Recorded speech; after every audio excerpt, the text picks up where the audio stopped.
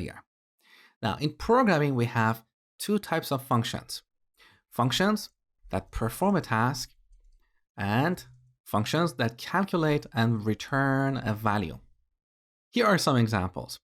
Both the print and greet functions are examples of type 1. They're performing a task, which is printing something on the terminal.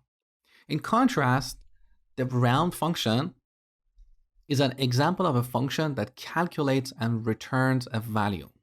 So the functions that you create fall into these two categories. Now let me show you how to rewrite this greet function, but in the second form.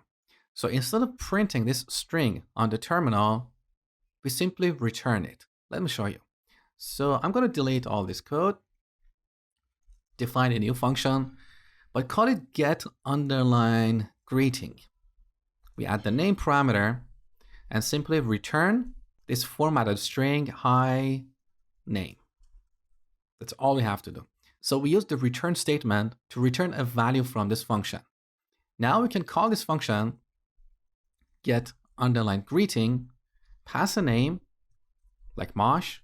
Because it returns a value, we can store that value in a separate variable like message. Now you might be curious, which form of these greeting functions is better?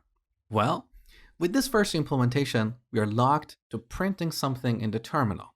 In the future, if we want to write that message in a file or send it in an email, we have to create another function.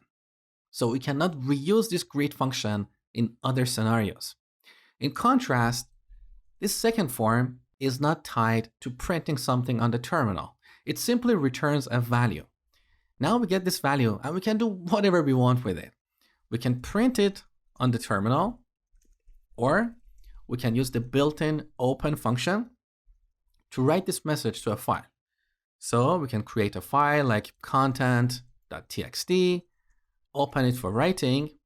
This returns a file object, and then we can call file.write_message. Now don't worry about these two lines. Later in the course, I'm going to talk about working with files. But what I want you to take away here is that we have this message variable and we can do whatever we want with it.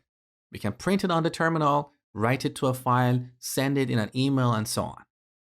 And one more thing before we finish this lecture. So here's our greet function.